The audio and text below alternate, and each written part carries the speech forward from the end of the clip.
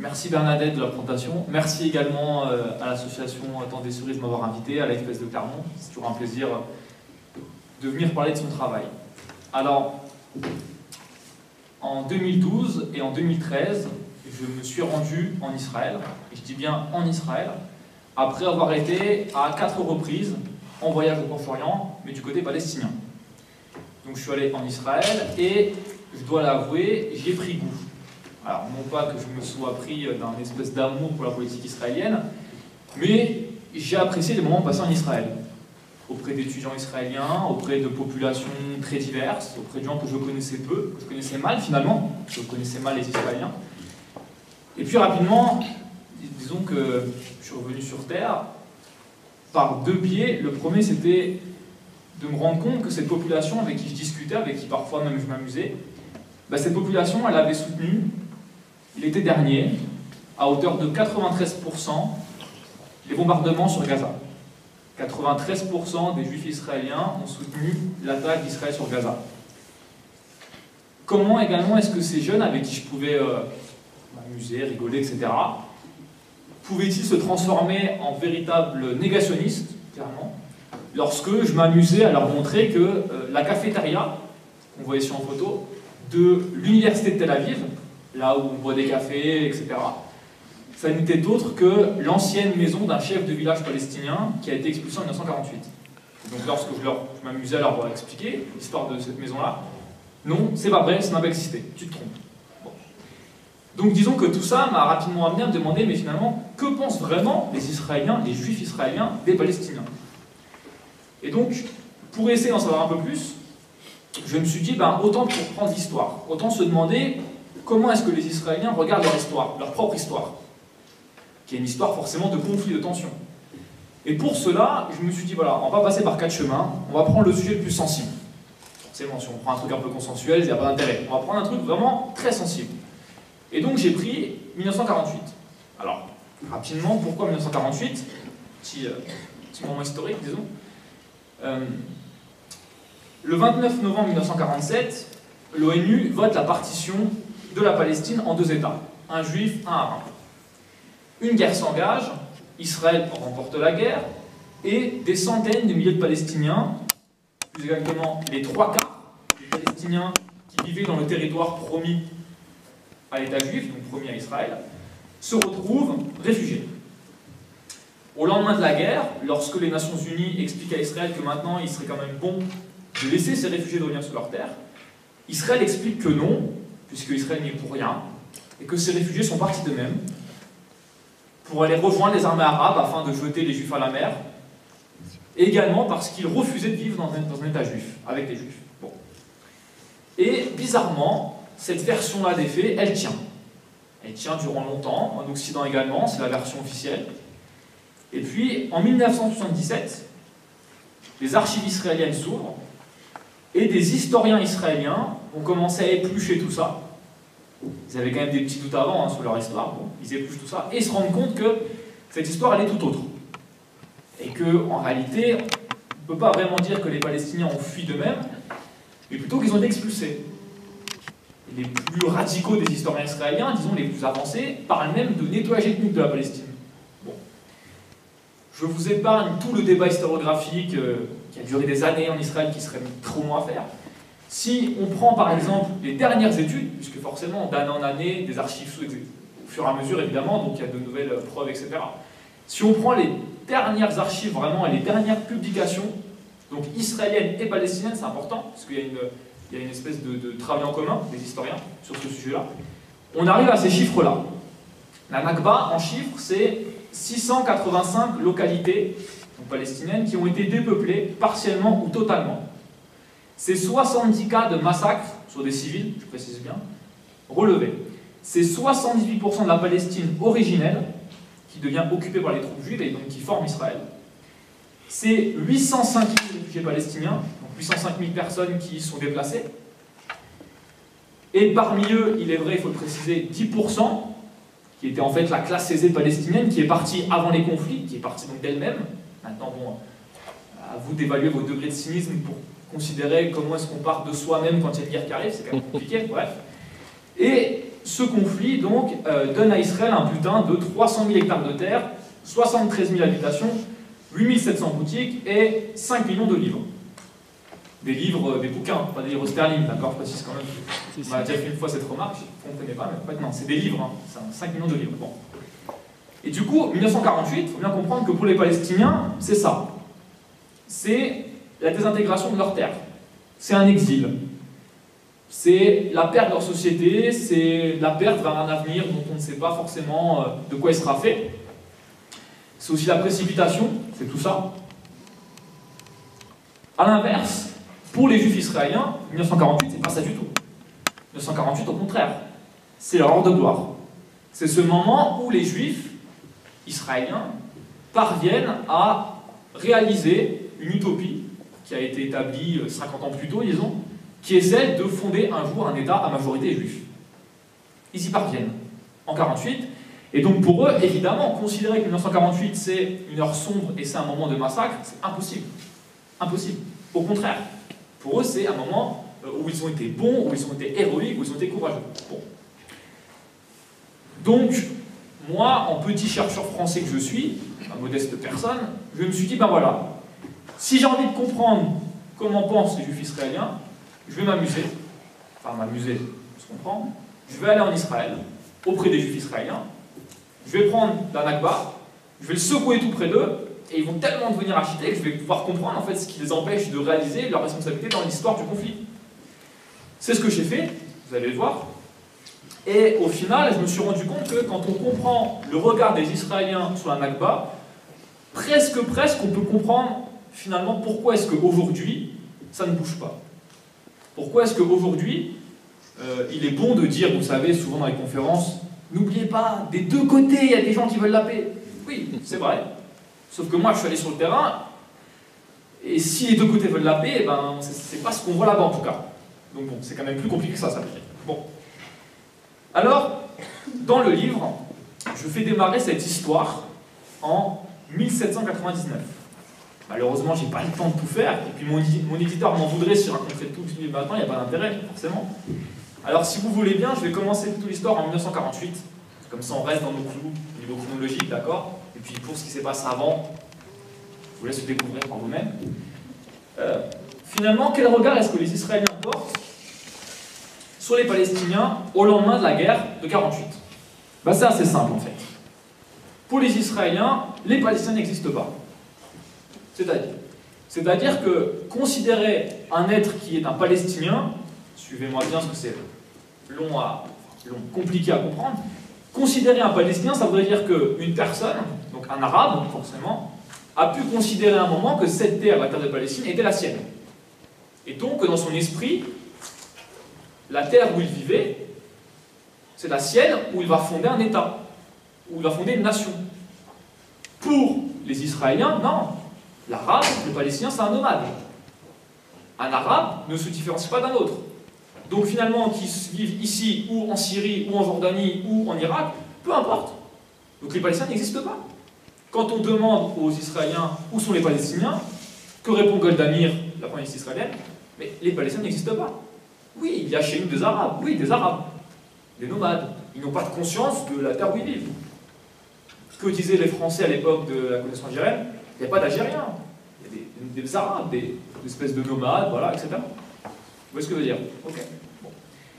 Et globalement, ce paradigme-là, c'est-à-dire le fait de considérer que les Palestiniens n'existent pas, il va perdurer en Israël durant assez longtemps, et puis peu à peu, ça va se fissurer.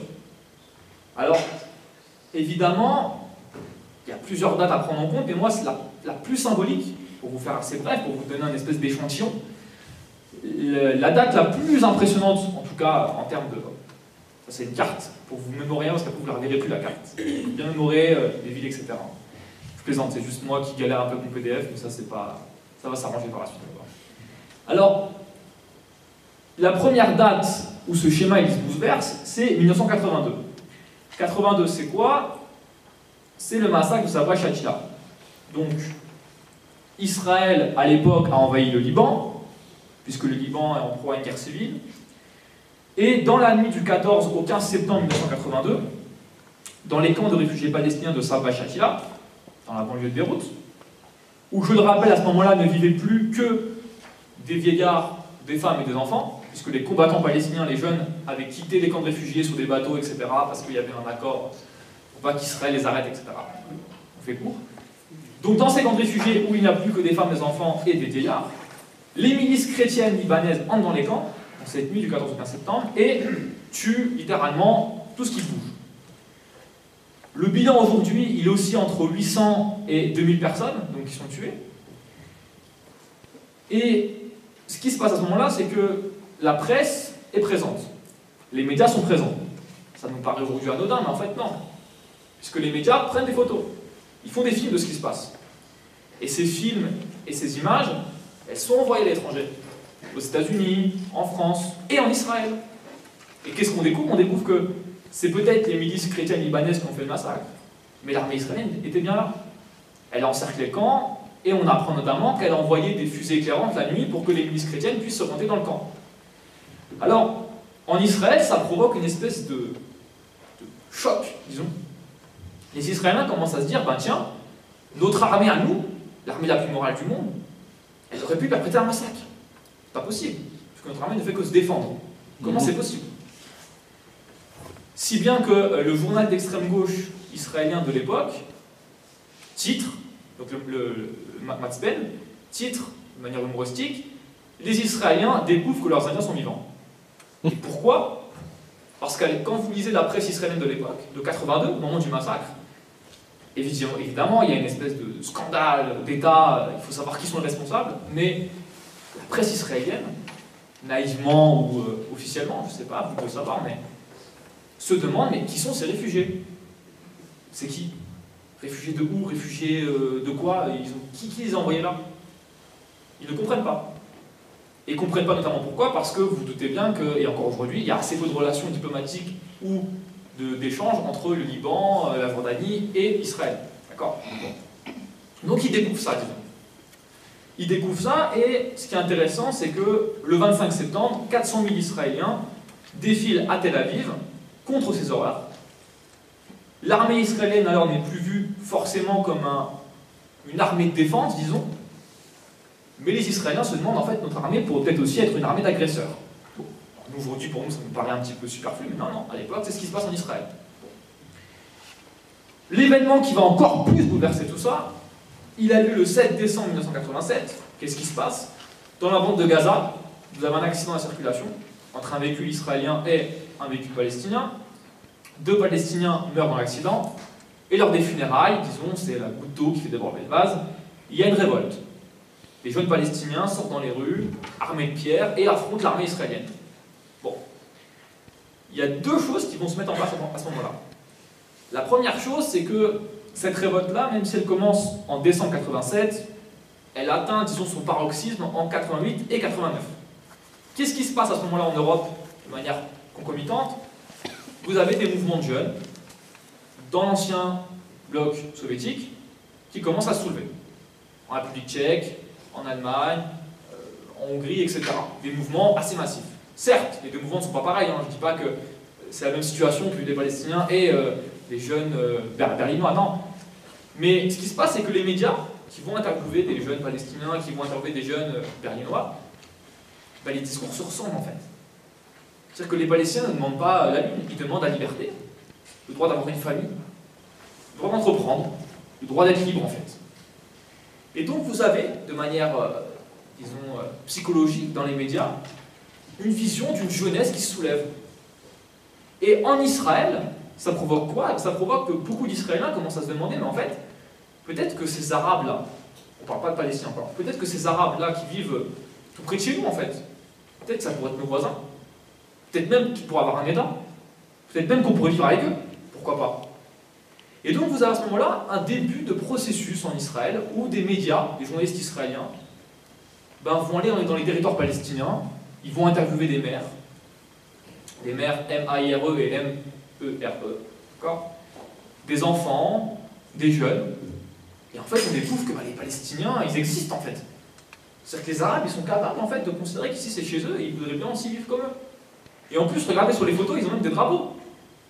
Donc ils sont modernes quand même, ces Arabes. Bon. Ce qui se passe en Israël aussi, c'est que vous avez dans ce cas-là un espèce de mouvement qui se met en place au niveau de mouvements de gauche, de mouvements pacifistes, qui dit voilà, c'est bon, il faut qu'on arrête. Israël vit sur lui-même dans ce monde arabe, il faut qu'on s'ouvre à l'autre. Il faut qu'on fasse la paix. Ce qui se passe en même temps, c'est que, je vous ai dit tout à l'heure que les archives israéliennes ont été ouvertes en 77. D'accord ? La première publication de ces nouveaux historiens israéliens qui expliquent qu'en 48, en fait, l'histoire ne s'est pas passée comme on l'a dit, la première publication, elle arrive en 87. Bon, c'est le hasard, à mon avis, ils ne sont pas prévus le truc, mais la première publication, en tout cas, qui est celle de Benny Morris, elle est publiée en 1987. Et donc en Israël, vous avez en même temps que des historiens israéliens disent, en gros à leur peuple, bah regardez, notre histoire, elle n'est pas comme on l'a raconté.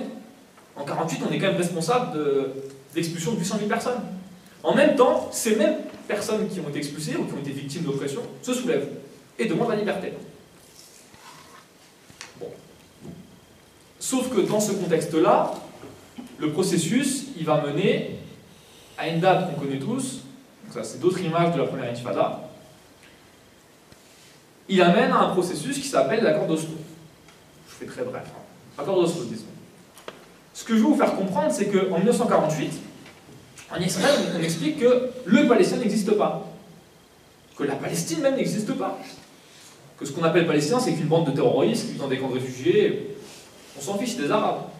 En 93, le Premier ministre israélien, ici à gauche, Yitzhak Rabin, serre la main aux représentants du peuple palestinien. Ce qui veut dire que je passe forcément sur les détails de l'accord d'Oslo, c'est pas ça qui m'intéresse ici, c'est vraiment le symbole.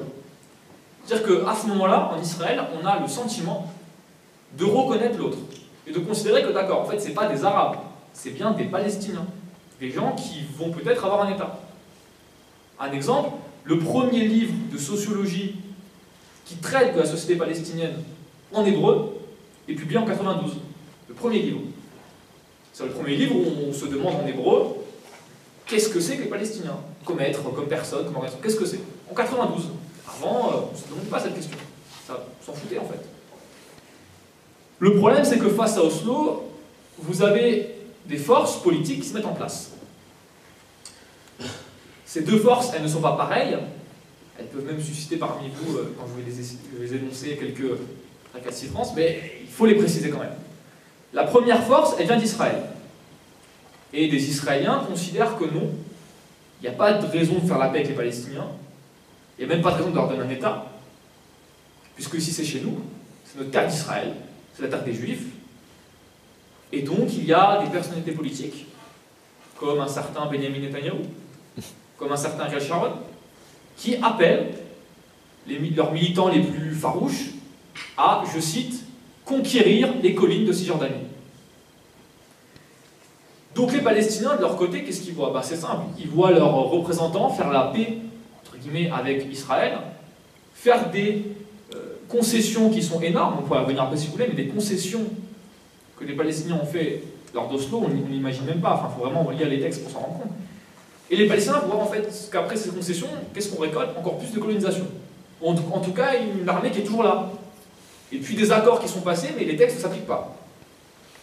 Et du côté palestinien, évidemment, il y a d'autres organisations qui, elles, considèrent que faire la paix avec Israël, ça n'est pas une menace forcément pour nous, mais c'est reculer face à notre enjeu, qui est celle de reconquérir la terre des réfugiés, qui est celle de refuser la partition de la terre de Palestine. Et ces mouvements, bon, aujourd'hui on pourrait dire que c'était globalement le Hamas, mais aussi l'extrême gauche palestinienne, la FPLP aussi, était dans cette position-là, de refus d'accord d'Oslo. Et bien dans ces mouvements-là, certains vont employer ce que j'appelle moi une arme politique. C'est là un petit peu le moment, attention. Une arme politique qui est l'attentat kamikaze. Alors, je ne suis pas non plus cinglé, cette photo n'est pas un vrai kamikaze, c'est l'extrait d'un film qui s'appelle Paradise Now, que je vous conseille tous de voir si vous voulez comprendre ce que c'est qu'un jeune palestinien qui s'engage en tant que kamikaze. C'est un film palestinien qui a été fait sur ça. Passionnant, bref. Donc, qu'est-ce que c'est qu'un attentat kamikaze? C'est ça qu'il faut comprendre. Pour les Palestiniens. Pour les Palestiniens, en tout cas les mouvements palestiniens qui optent pour cette arme politique-là, l'attentat, c'est provoquer chez les Israéliens le même sentiment d'insécurité qu'on ressent en Palestine. C'est dire aux Israéliens, c'est simple, tant qu'on n'a pas la paix à 100% et la liberté, vous allez souffrir. Peut-être que vous avez vos avions, vos tanks, etc. Nous, on est capable de faire autant de dégâts que vous. C'est ça l'attentat kamikaze. Et il faut comprendre que c'est une arme politique. Ces jeunes-là ne se lèvent pas un matin avec une ceinture autour du cou. Non, non. C'est une arme politique, c'est prévu, c'est organisé. Aujourd'hui, c'est terminé pour aussi des raisons qu'on pourra revenir, évidemment. Et donc, il faut comprendre que ces deux mouvements-là, que j'ai le premier avec Netanyahu, etc., le deuxième avec les attentats, quand on les met ensemble, ça provoque deux choses. Ça provoque d'abord en Israël une véritable radicalisation. Pourquoi? Parce que l'opinion publique israélienne, en fait, considère que, ben voilà, on est prêt à tenir le coup, hein, on est prêt à continuer à soutenir Rabin pour qu'il y ait la paix. Mais là, les Palestiniens, ils exagèrent quand même. C'est un peu ce qu'on vient d'Israël. Alors, je me souviens avoir dit ça dans une conférence, et quelqu'un a rigolé en disant non, mais n'importe quoi, etc. C'est plus compliqué que ça. Oui, c'est peut-être plus compliqué que ça, mais est-ce que le 12 septembre 2001, beaucoup d'Américains se sont dit bon, attendez là, il s'est passé un truc vraiment particulier, nous on se pose 2 minutes pour réfléchir. On part pas en guerre tout de suite quand même. Non. Non. Très peu. Ce qui veut dire que la presse, les politiques ont utilisé l'attentat kamikaze en Israël pour augmenter la peur. Et pour dire aux Israéliens, regardez ce qu'ils nous font. Imaginez comment ça va être quand ils auront un État. Ce qu'il faut comprendre, c'est que dans ce schéma-là, le 28 septembre 2000, il y a un monsieur qui est aujourd'hui décédé, qui s'appelle Ariel Sharon, qui est à l'époque en pleine campagne présidentielle, qui sait très bien, présidentielle, pour être Premier ministre, excusez-moi, qui sait très bien qu'il y a une tension énorme entre les deux camps, que les accords d'Oslo n'ont pas été appliqués. Qu'est-ce qu'il fait, ce monsieur? Il débarque avec 50 gardes armés sur l'esplanade des mosquées à Jérusalem. Une espèce de provocation pour les Palestiniens, qui évidemment, dans la foulée, considère que c'en est trop et décide d'engager la seconde intifada, le second soulèvement. Particularité, c'est que cette intifada-là, ce combat-là, cette révolte-là palestinienne, c'est plus vraiment l'idée d'une révolte des pierres contre les fusils. Beaucoup de Palestiniens se disent c'est fini. On a essayé la voie pacifique, on a essayé la voie, disons, du symbole, ça ne sert à rien. Et cette intifada-là, elle est clairement militarisée. C'est-à-dire que beaucoup d'organisations palestiniennes, même celles qu'aujourd'hui on accepte comme étant une espèce d'interlocuteur palestinien, non. À l'époque, en 2000, beaucoup disent non, c'est bon, on donne des fusils à ceux qui veulent combattre. Et on va combattre, clairement. Ce qu'il faut comprendre, c'est qu'en face, Israël, évidemment, utilise cette militarisation pour réprimer encore plus violemment.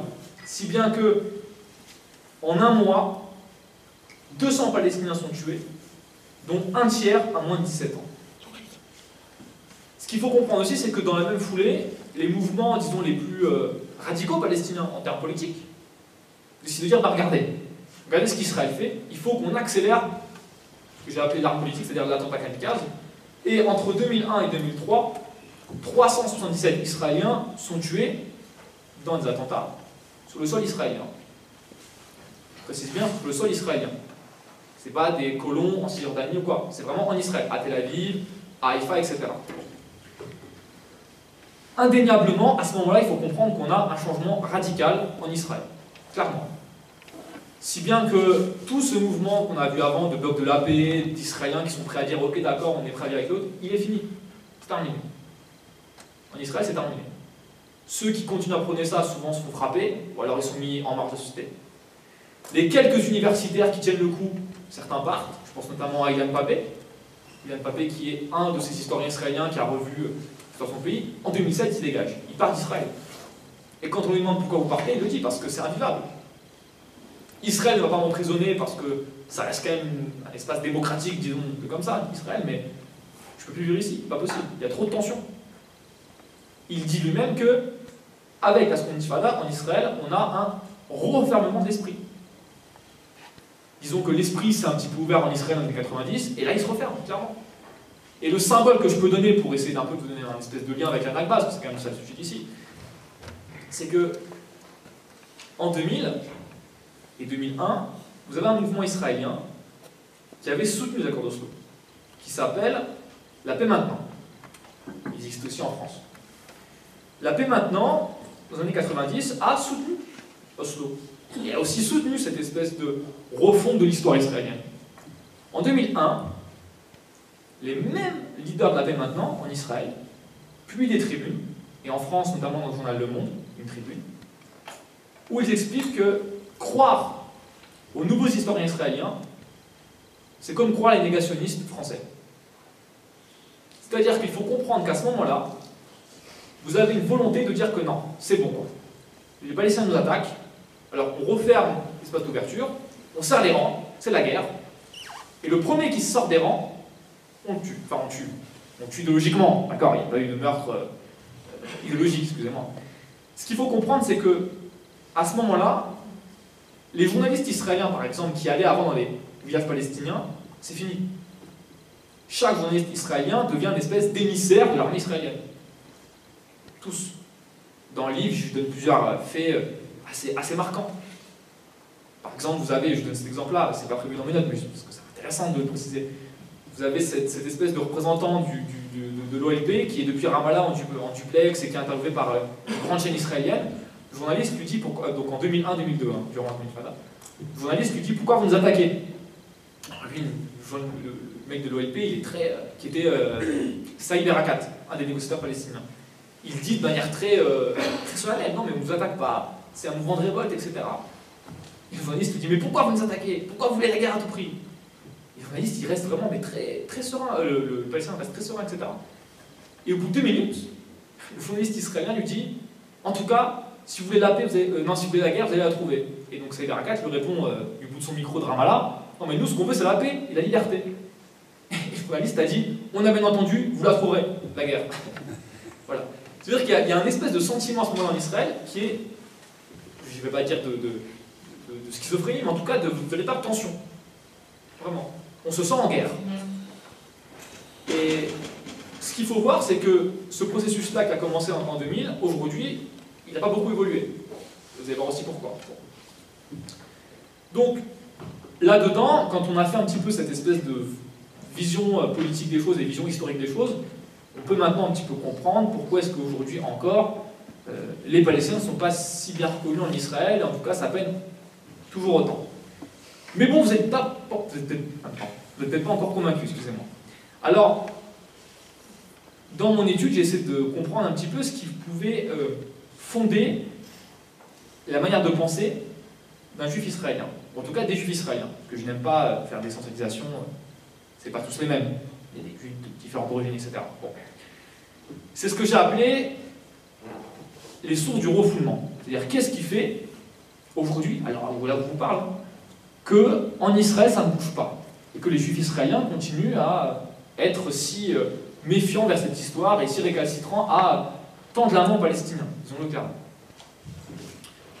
Il y a 3 points, ce que j'appelle les 3 piliers. Le premier point, c'est d'abord de comprendre ce que c'est que le sionisme. Si on ne comprend pas ce que c'est que le sionisme, on n'arrive pas à comprendre en fait le conflit. On n'arrive pas non plus à comprendre aujourd'hui l'idéologie israélienne, c'est impossible. Pour faire très simple, et pour que ce soit un petit peu, qu'on se comprenne bien, le sionisme, de manière politique, il est né à la fin du XIXe siècle, dans une Europe qui est à l'époque en plein boom colonial. C'est-à-dire qu'à cette époque-là, en Europe, le colonialisme n'est pas une idée négative, au contraire. C'est quelque chose qui est prôné par les républicains, par la droite, etc. C'est quelque chose de positif, globalement. On considère que le fait d'aller dans une terre, notamment en Orient, amener la liberté, le modernisme, etc., c'est bien. C'est plutôt positif. Donc, lorsque le sionisme naît, l'idée de se dire qu'on va aller coloniser une terre, à l'époque, c'est pas négatif du tout. Sauf que le mouvement sioniste, il ne choisit pas n'importe quelle terre. Rapidement, son choix s'oriente vers la terre de Palestine. Et cette terre de Palestine, la Terre Sainte donc, elle est considérée, notamment en Grande-Bretagne, mais aussi en France, elle est considérée comme une espèce de terre qui a été mise sous le joug des musulmans, qui a donc forcément été renvoyée à l'époque d'Antiquité, parce que les musulmans ne sont capables de faire que ça, ils ne sont pas capables d'être modernes. Et donc, il y a une idée qu'il serait quand même bon d'envoyer quelques Européens là-bas, quelques Occidentaux, sur cette terre sainte, afin de reconquérir ça aux musulmans, parce que finalement, la terre de Palestine, elle appartient à l'Occident, et pas à ceux qui y vivent. Et ce qui se passe, c'est que vous avez des émissaires sionistes qui partent en Palestine pour faire un espèce de repère. Ils vont essayer de prendre des repères là-bas, faire un état des lieux. Qu'est-ce qui se passe là-bas? Comment est cette terre? Et le plus marquant, c'est que les premiers émissaires, lorsqu'ils reviennent en Europe, ils disent mais attention, parce que la terre de Palestine, comme vous la considérez vous, elle n'existe pas en fait. Moi j'y suis allé et c'est pas ça du tout. La terre de Palestine, c'est pas une terre qui est laissée en friche par les musulmans ou par des arabes, non, au contraire. La terre de Palestine de l'époque, je vous rappelle, c'est par exemple le port de Jaffa, qui est en pleine modernisation, qui est un lieu principal d'exportation de nombreuses cultures, notamment la culture de l'orange. C'est aussi le fameux cinéma de Jaffa.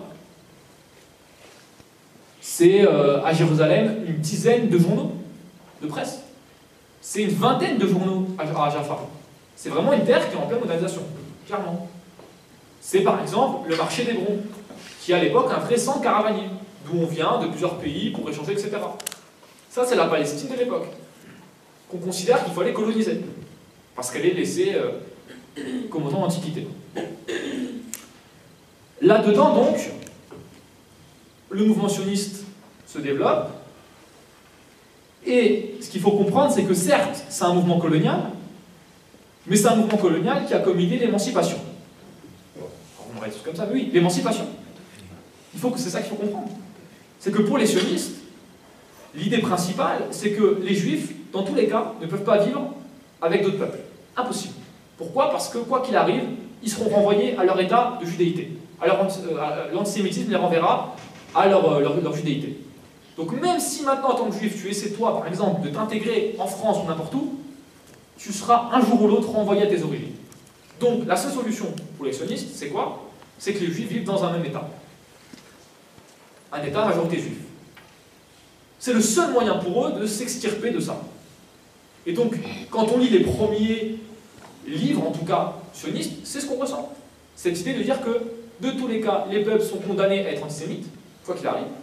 Donc, ce qu'il faut, c'est, pour s'émanciper, il faut qu'on vive entre nous. Et dans ce schéma-là, donc, la Palestine est considérée comme la terre où se fera cette espèce de régénération des Juifs, ce qu'il faut comprendre. Et donc, là-dedans, l'oriental, l'arabe, qui vit en Palestine, nécessairement, même si lui aussi il souhaite s'intégrer à ces fameuses mœurs occidentales, on s'en fiche. Il n'y a pas lieu d'être. Ça reste un arabe. Ce qu'il faut comprendre là-dedans également, c'est que la terre de Palestine, c'est pas n'importe quelle terre pour ces sionistes-là. Non, la terre de Palestine, c'est la terre originelle des Juifs. Ils considèrent que finalement, ça serait une espèce de retour à leurs origines ancestrales, qui était le royaume juif d'il y a 2000 ans. Dans l'idée du sionisme, par exemple, quand on lit les textes sionistes, on se rend compte que, après 2000 ans d'errance, finalement, les Juifs vont retrouver leur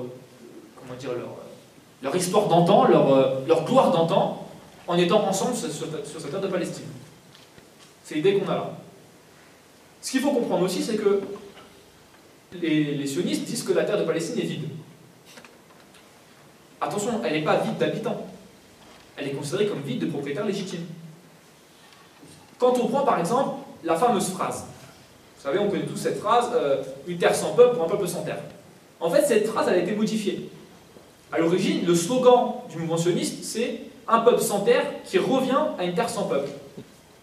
Ce qu'il faut comprendre, c'est que si cette population juive, elle considère qu'elle revient sur cette terre, donc sur sa terre. Le fait que la terre soit vide ou habitée, ça n'a pas d'importance. On s'en fout, puisque c'est notre terre à nous. Et en plus, vu qu'il a l'esprit colonial qu'il a aussi, l'arabe qui habite ou l'oriental qui habite, c'est pas sa terre. On va le bousculer un petit peu, il va aller vivre ailleurs, et puis c'est pareil pour lui. Je vous rappelle quand même qu'à l'époque, l'école française coloniale qui est à Alger considère que l'indigène algérien n'a pas de lien avec sa terre. On peut lui prendre sa terre, on peut le déplacer de 1, 10, 20 km, c'est pareil pour lui, on donne une autre terre et puis il cultivera. Il n'a pas d'attachement à la terre, il est incapable. C'est un bédouin. Il est fait pour être en voyage en permanence. Et si les Arabes vivent en Palestine de manière sédentaire, il suffit de les pousser un petit peu et puis ils vont continuer à se déplacer. Ce que je dis là, je n'exagère pas, ça a été vraiment écrit à un moment de l'histoire après. Donc, vous avez un mouvement sioniste qui va donc débarquer en Palestine, les premiers colons. Et ce qui est intéressant, et ça vraiment j'attire votre attention là-dessus, ce qui est intéressant c'est que lorsque ces mouvements sionistes vont débarquer en Palestine, nécessairement, qu'est-ce qu'ils vont faire? Et ils vont essayer de rechercher leur esprit d'antan. Où sont ces femmes juives qui ont dû demeurer en Palestine tout le temps? Il devait y en avoir quelques-uns. Oui, alors ils vont à Jérusalem, ils voient quelques rabbins qui sont là, qui vivent de manière assez miséreuse, ce qui est vrai à l'époque. Et donc qu'est-ce qu'ils vont faire? Eh bien ils vont aller voir le Palestinien. Et ils vont se dire, mais en fait peut-être que ce Palestinien, regarde-le, là il a des théâtres, il a des journaux. Peut-être qu'en fait lui il a tout pris de ce qu'il y avait avant, c'est-à-dire le juif. Et donc peut-être que le Palestinien c'est l'héritier officiel du royaume juif. Si bien que les premiers colons juifs israéliens, les premiers colons sionistes qui débarquent là, quand on regarde les photos dans les musées israéliens, bah, ils portent des kéfis. Ils portent des turbans autour de la tête. Et ils considèrent que c'est ça, en fait, être un vrai juif de Palestine. C'est ça. Rapidement, évidemment, les autres mouvements coloniaux qui vont arriver derrière, les autres immigrations sionistes, vont rapidement considérer que non, il faut arrêter là tout de suite le délire, c'est pas ça. C'est autre chose. Donc, ce qu'il faut comprendre là-dedans, et pour en revenir à la question d'un Nakba, c'est fondamental, c'est que quel est l'enjeu pour les Israéliens de refuser catégoriquement toute responsabilité dans les massacres qui ont été faits en 1948 et dans la tragédie palestinienne? Ben, c'est simple. C'est que si demain, imaginez qu'Israël arrive à l'ONU et dise écoutez, c'est simple, on l'avoue, en 1948, on a viré 800 000 personnes, c'était un massacre total, on est désolé, on est prêt à tout faire pour s'excuser pour qu'il y ait la paix. Ben, c'est la fin du rêve sioniste. C'est la fin. Parce que dès lors, les nations du monde vont dire à Israël, bah, dans ce cas-là, donner leur autorisation de revenir sur leur terre, pour commencer. C'est ce qu'ils veulent. Laisse-les revenir sur leur terre. Et là, on est face à la fin de l'idée sioniste d'avoir un État à majorité juive. C'est fini. Et également, Israël a tout intérêt à continuer à dire qu'on n'a rien fait. Ils ont intérêt aussi parce que ça marche, diplomatiquement. On n'a rien fait. On n'a rien fait et que ces réfugiés comprennent bien qu'ils ne reviendront jamais sur leur terre. Clairement. Le deuxième point, là-dedans, de ces sources du refoulement, c'est ce que j'appelle la formation du soldat citoyen. Puisque l'une des forces, en fait, du mouvement sioniste en Palestine, c'était de fonder, dès leur arrivée, des écoles, tout de suite, pour les jeunes générations. Aujourd'hui, quand on s'amuse en Israël à prendre les manuels scolaires israéliens, on se rend compte de choses assez étonnantes. Par exemple, les Palestiniens ne sont jamais photographiés. Ils sont souvent dessinés. Et quand il y a des photos, c'est souvent des photos qui sont mises de dos, ou alors des kamikazes. Il n'y a jamais de docteurs, d'ingénieurs, d'étudiants, enfin de personnes, disons, lambda. Par exemple, ici, vous avez une image qui représente une pyramide des âges dans un chapitre de lycée. Donc ça, c'est un manuel de 2011, hein. Ça date pas d'il y a 50 ans. Une pyramide des âges, donc au-dessus, vous avez en haut à gauche le monsieur juif israélien, en haut à droite la madame juive israélienne, et en dessous les Palestiniens. Comment ils sont représentés? Ben, la dame en bas à droite, elle est assise par terre en train de faire à manger, et le monsieur en bas à gauche, il tient un chameau et il est habillé comme à l'époque ottomane, quoi. Si vous n'êtes pas convaincu, vous avez ça. Le chapitre sur la société arabe en géographie au lycée en Israël, elle s'appelle une société traditionnelle. Voilà une des images qui illustre. Voilà comment on représente en gros les Arabes. Alors vous pouvez me dire, mais c'est n'importe quoi ce que tu me dis là, Thomas, parce qu'ils vivent ensemble, ils sont côte à côte, ils voient bien que c'est pas ça qui ressemble. Ah mais non en fait. Puisque le système scolaire israélien, c'est un système basé sur la ségrégation. C'est-à-dire que de la primaire jusqu'à l'université, on ne se côtoie pas. Il y a des écoles juives, des écoles arabes. Les écoles juives, il y en a de trois types.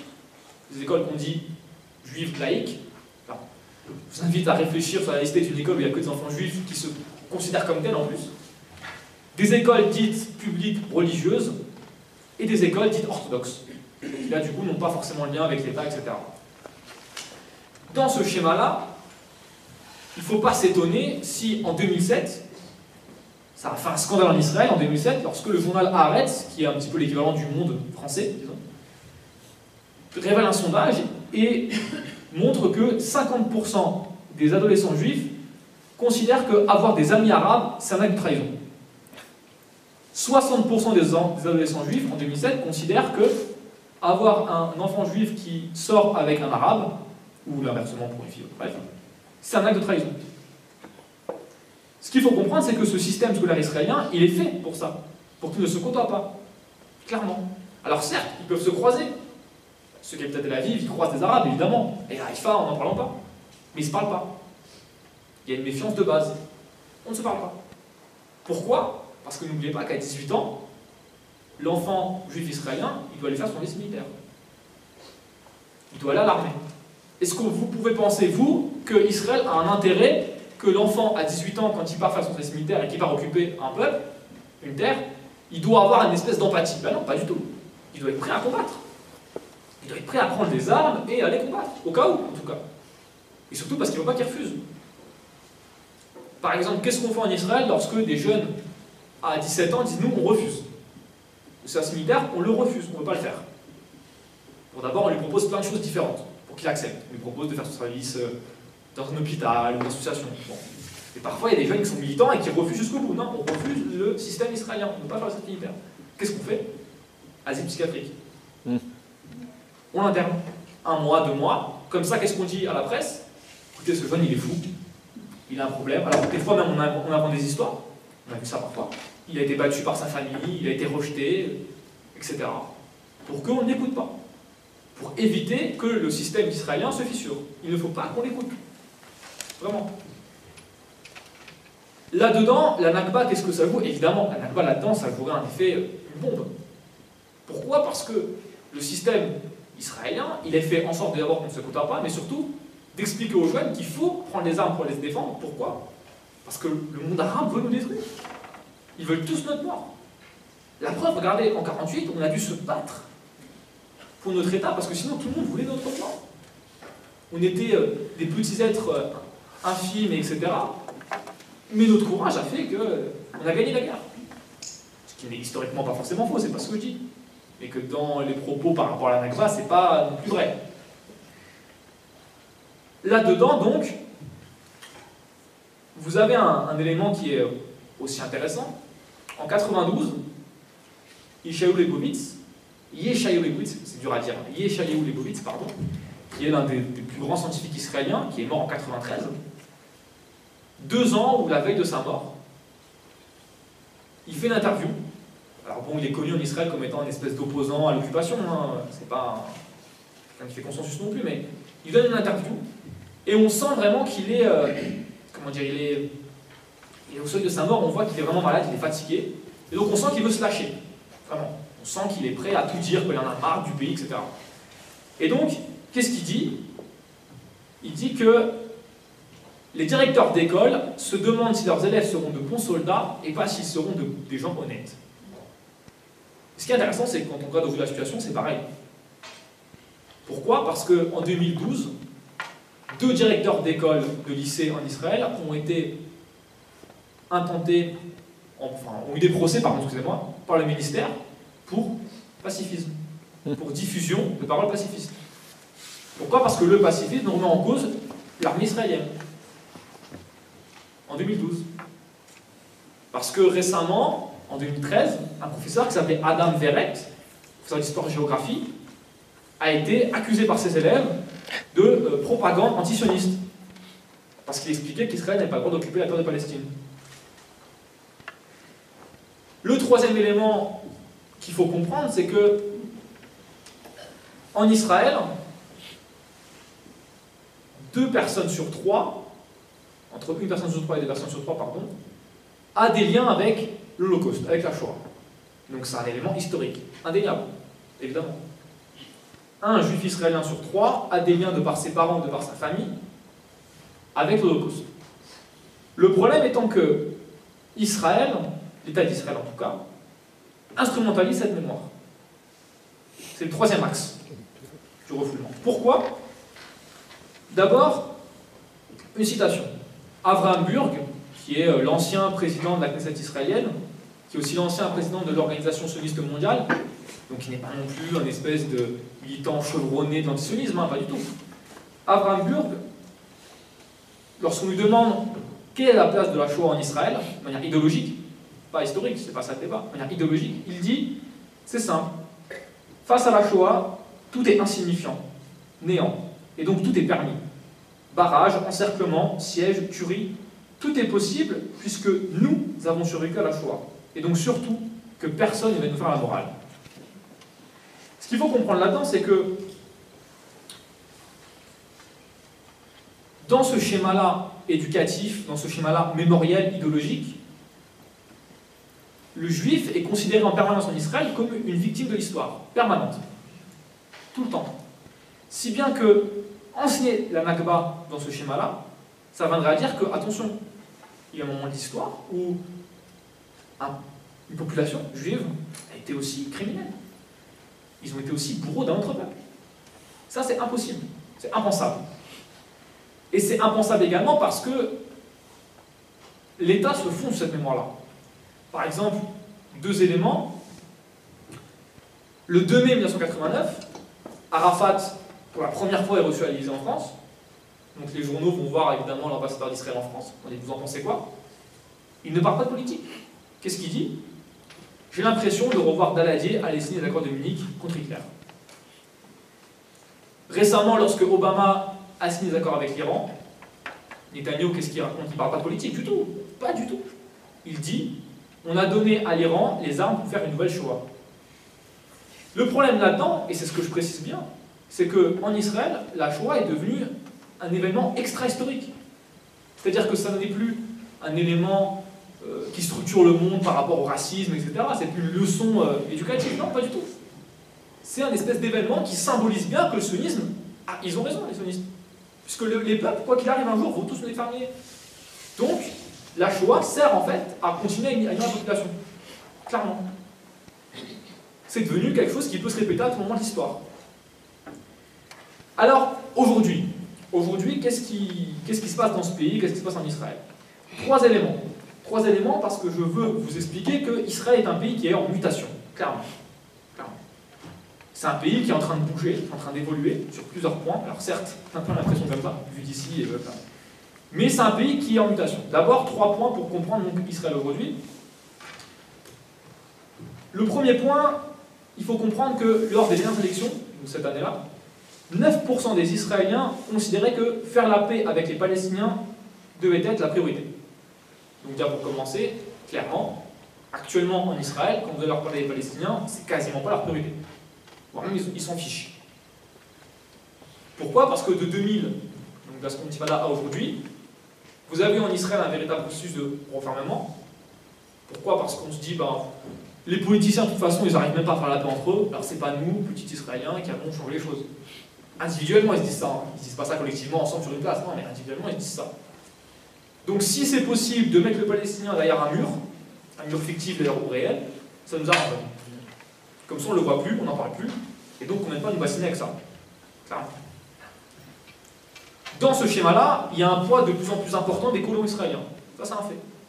Ils sont peut-être que 500 000, mais il y a un poids de plus en plus important.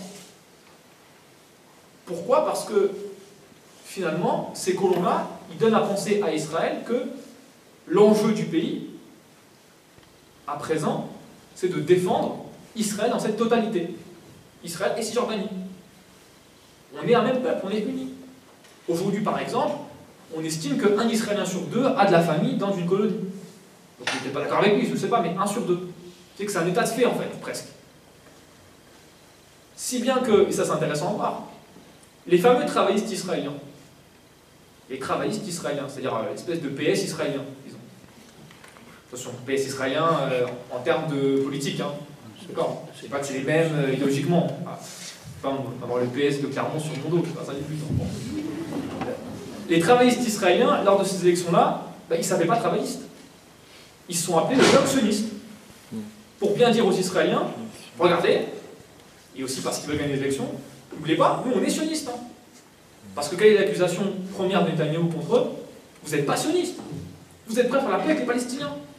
Donc qu'est-ce qu'ils ont fait? Ils se sont appelés le bloc sioniste. Le deuxième point qu'il faut comprendre, c'est que originellement, Israël s'est fondé dans un esprit collectif. C'est-à-dire qu'à la base, l'idée d'Israël, c'est l'idée du kibbutz, l'idée du socialisme, l'idée de dire on va vivre ensemble, collectivement.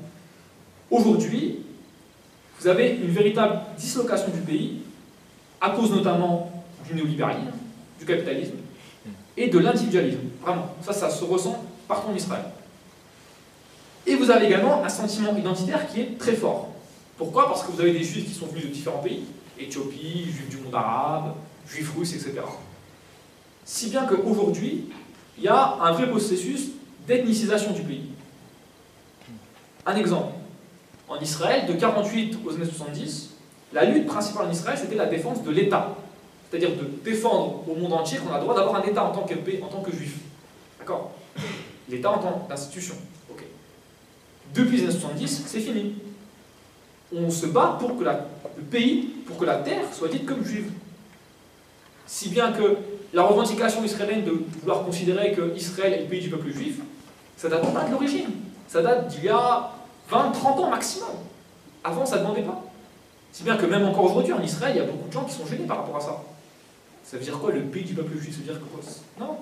Aujourd'hui, la lutte en Israël, elle est sur ce thème-là. Considérer que cette terre, elle est juive.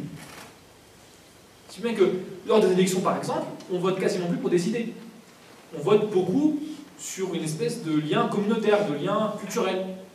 Les juifs arabes votent pour des juifs arabes, etc. Le troisième point qu'il faut comprendre, c'est que, je sais, on aime bien, en tant que militant parfois, qui défend les droits des peuples palestiniens, on aime bien quand ça sent un petit peu le souffle, on aime bien dire que Israël est une prochaine théocratie, etc. C'est horrible, non, bon. Moi je ne suis pas de ce terrain-là, donc désolé pour ceux qui attendaient de m'entendre dire ça. Aujourd'hui, Israël, certes, il est vrai, il y a une vraie radicalisation de la jeunesse israélienne.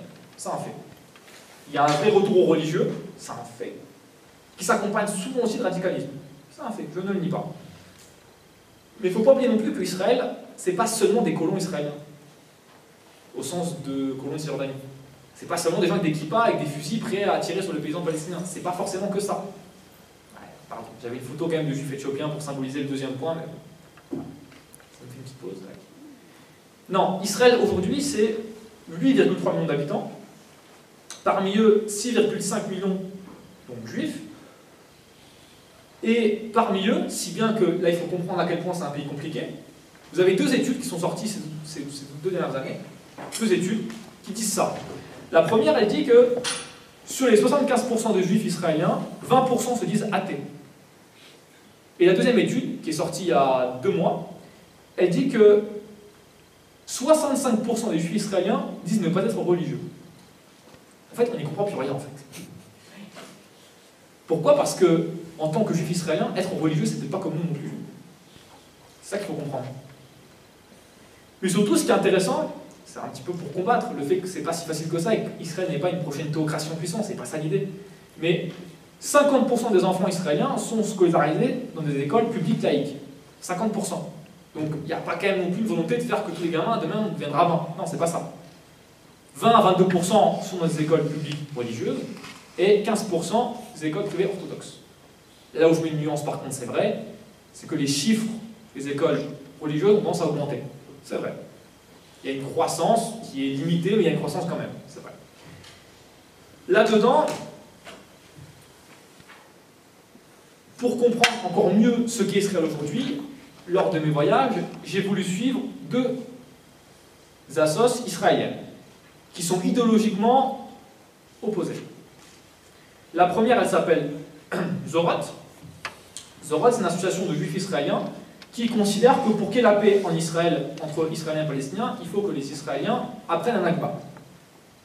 Donc Zorot s'organise par exemple pour aller dans les rues de Tel Aviv et parler aux juifs israéliens d'un Nakba. Ils font des événements publics, où ils vont dans des villages qui ont été rasés en 1948 pour les remettre au goût du jour, disons. Et face à eux, il y a une association israélienne qui est aujourd'hui le premier mouvement estudiantin israélien, qui s'appelle Im Tirzu, qui veut dire c'est possible, nous le pouvons. Et pour Im Tirzu, eh bien en fait, aujourd'hui, Israël est en proie à une menace qui conduit à sa mort. Carrément à sa mort. Cette menace, c'est quoi? En fait, c'est vous. C'est-à-dire que pour Im Tirzu, le mouvement BDS, le mouvement antisioniste, les mouvements intellectuels contre Israël mettent un doute dans la jeunesse israélienne, un doute quand il est important de l'arme. Im Tirzu considère qu'aujourd'hui, les jeunes israéliens sont trop influencés par les antisionistes, donc ils n'ont plus la flamme du sionisme. Voilà. Ils n'ont plus l'esprit combatif. Im Tirzu, par exemple, considère que, comme preuve, quand on les interviewe, quand on demande mais comment vous pouvez dire ça, sur quoi vous basez, il donne deux exemples. Ils disent, bah, regardez, en 2006, on a été au Liban, et bien les jeunes Israéliens, ils avaient peur du Hezbollah. Ils avaient peur d'aller au Liban. Alors qu'avant, on aurait été au Liban, on aurait même été jusqu'à Beyrouth. Deuxième exemple, regardez en 2007, c'est ce qu'il nous dit. En 2007, on est aux portes de Gaza, on a eu peur du Hamas. Alors qu'on aurait dû aller jusqu'au bout. De quoi ils ont peur? On est Israël, on est le pays du peuple juif, etc. Im Tirzu, aujourd'hui, c'est le premier mouvement estudiantin israélien. Donc c'est pas 5 mecs dans un amphi, non. C'est un mouvement qui est pris dans chaque fac israélienne. C'est eux notamment qui mènent la fameuse attaque actuellement en Israël, où en fait, c'est un petit peu fou ce que je veux dire, mais ça se passe comme ça, ils envoient des gens dans les amphithéâtres pour regarder si les profs ne parlent pas d'Al-Nakba, ne parlent pas des Palestiniens, ne parlent pas de... En gros, Im Tirzu est considéré aujourd'hui par la gauche israélienne comme une espèce de police de pensée, clairement. Malheureusement, moi aussi j'ai constaté qu'Israël aujourd'hui est face à deux problèmes majeurs. Donc désolé de vous décevoir, mais j'ai un doute quand même pour dire que c'est nous ici qui sommes vraiment une menace énorme pour Israël en tant que tel. Non, c'est plus compliqué que ça. La première menace pour Israël, c'est que les jeunes Israéliens, c'est pas forcément qu'ils sont en proie à l'antisionisme, c'est plutôt qu'ils sont en proie en fait au manfoutisme, clairement. C'est-à-dire qu'ils préfèrent être sur leur smartphone et aller draguer des filles sur la plage que prendre des armes et aller combattre les Palestiniens. Donc ils vont faire la guerre, ils vont prendre les armes, mais évidemment sans grande motivation. Non pas parce qu'ils sont antisionistes, mais parce que à l'heure de l'internet, du smartphone, etc., passer 3 ans dans l'armée israélienne, franchement, c'est pas leur grande motivation. Là-dedans, le deuxième danger pour Israël, c'est que au lendemain de 48, les dirigeants israéliens expliquaient qu'il ne fallait pas s'inquiéter, que ces gens qu'on a expulsés, de toute façon, ben, les vieux ils vont mourir et les jeunes ils vont oublier.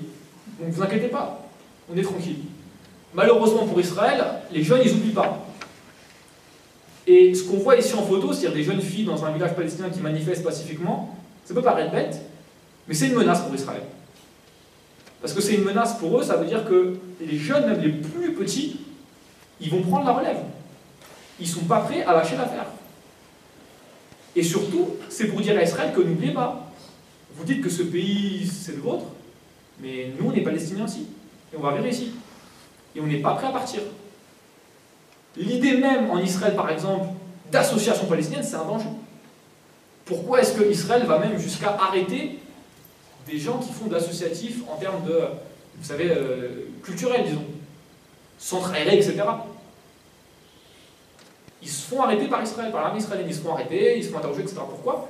Parce que l'idée même que les Palestiniens puissent être organisés, structurés, défendre leur culture nationale, c'est un danger pour Israël. C'est un danger. En tout cas, c'est un danger pour Israël actuellement. Ce que je veux dire, c'est que les dirigeants israéliens actuellement considèrent ça comme un danger, évidemment.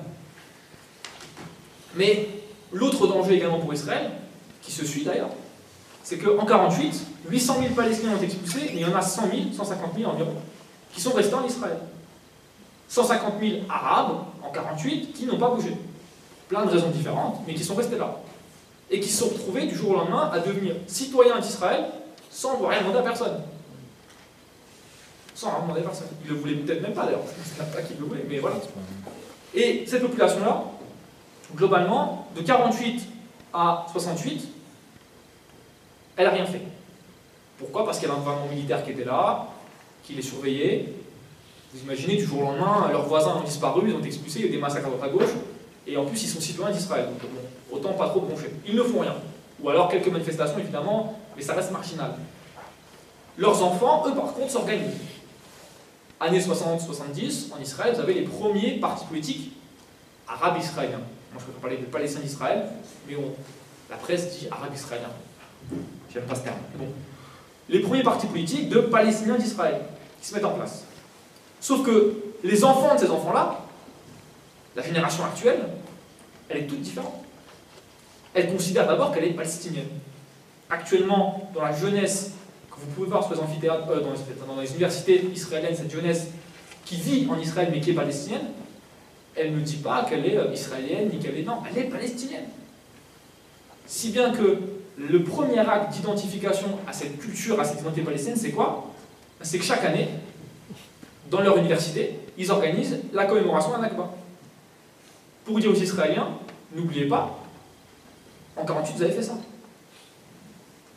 Nous, on n'oublie pas en tout cas. Ou par exemple, ils sont un peu plus provocateurs. Ça, c'est une jeune fille qui est à l'entrée de Jaffa, c'est-à-dire à Tel Aviv, le jour de la fête nationale israélienne. En gros, c'est comme si le 14 juillet en France, vous aviez quelqu'un qui... Enfin, c'est pas pareil, mais en gros, le 14 juillet en France, la fête nationale, voilà, en Israël, le jour de cette fête nationale-là, vous avez des Palestiniens qui s'amusent à faire ça. Qui se mettent devant un truc qui disent Welcome to Palestine. Bienvenue en Palestine. Mais un des autres dangers pour Israël, c'est que des vieilles personnes qui ont fait la guerre de 48, qui ont combattu, qui sont aujourd'hui d'ailleurs considérés comme des gloires d'Israël, comme ici vous allez voir parler M. Amon Newman, qui était l'un des combattants du Palmar. Le Palmar, c'était une des grandes unités combattantes d'Israël en 48, une des gloires d'Israël. Et bien ces gens-là, aujourd'hui, ils ont le gros sur la patate, ils veulent parler. De plus en plus. Et quand ils parlent, ben voilà ce qu'ils peuvent dire.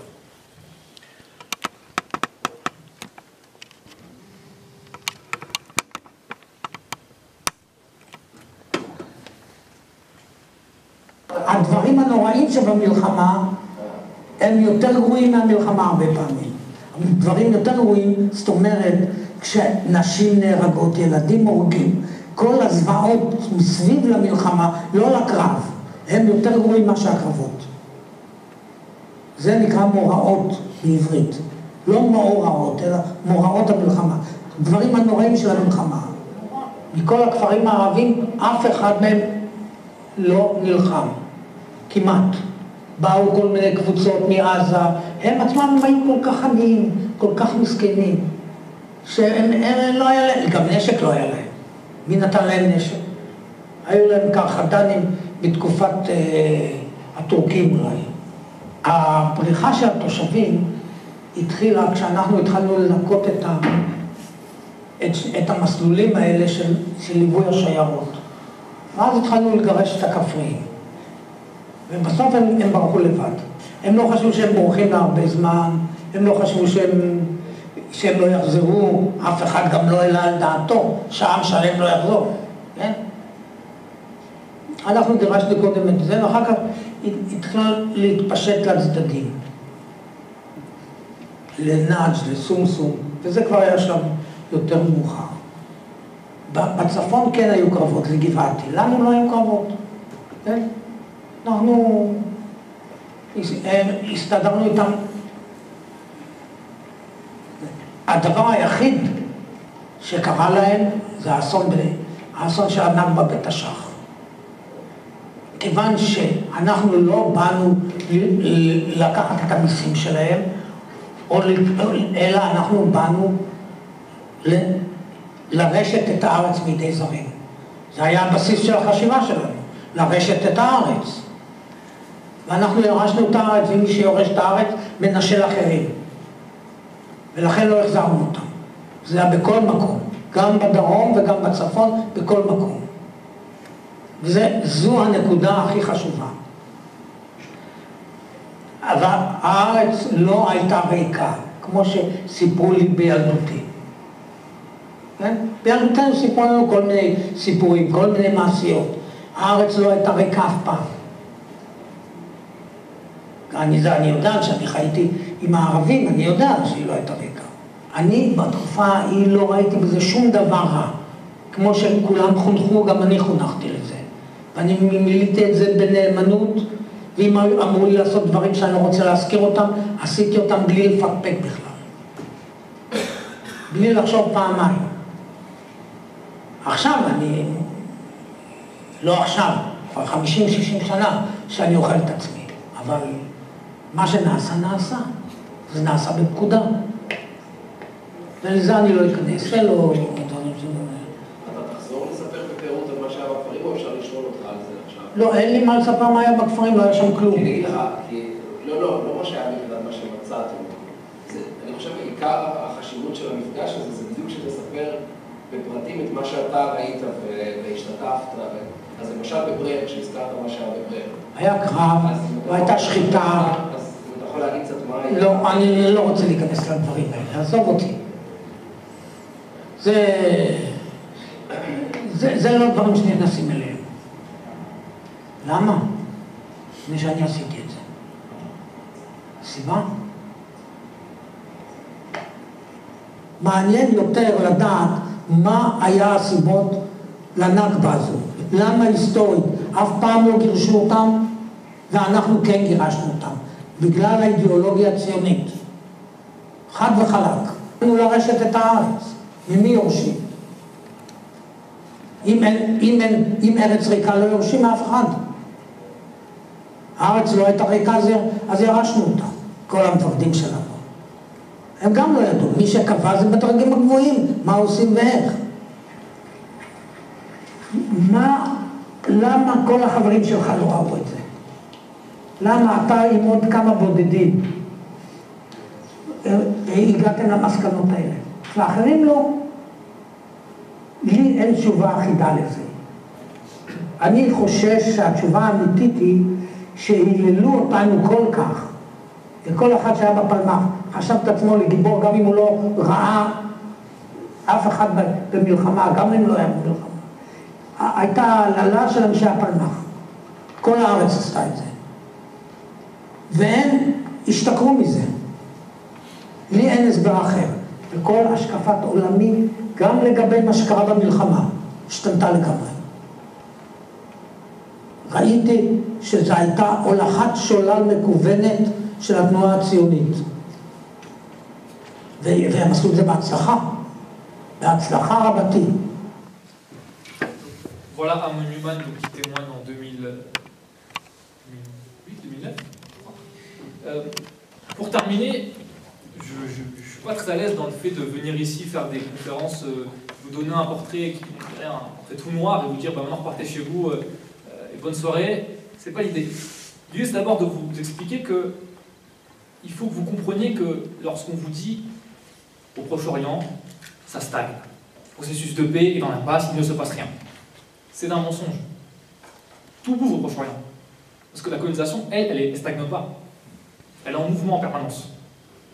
Parce que les Palestiniens, eux, ne stagnent pas. Chaque jour, ils essaient de manifester, ils essaient de se libérer, ils essaient de construire, de faire ci, de faire ça. Ce que je veux dire par là, c'est que il faut qu'on comprenne bien que lorsqu'on milite pour la Palestine, lorsqu'on veut en tout cas s'engager pour la Palestine, il ne faut pas regarder l'histoire sur 10 ans, ni sur 15 ans. Il faut prendre l'histoire depuis 48, même depuis avant si vous voulez. La lutte pour les Palestiniens, c'est la lutte pour l'existence. Israël, en tant que mouvement colonial, de politique coloniale, veut non pas anéantir les Palestiniens en tant qu'êtres, je ne pense pas, mais anéantir les Palestiniens en tant qu'entité sociale, disons. Et donc aujourd'hui, le fait par exemple de faire des projets avec la Palestine, de faire des soirées comme celle-ci, où on met le mot Palestine, où on parle des Palestiniens, ça peut vous paraître anodin pour vous, mais c'est un élément de résistance aussi. C'est important de préciser ça. Ce qu'il faut comprendre aussi, c'est qu'en Israël, aujourd'hui, évidemment, vous n'avez pas de millions de personnes dans les rues qui manifestent pour Israël, etc. Mais j'ai toujours du mal à... Ah voilà, ça, excusez-moi. Voilà.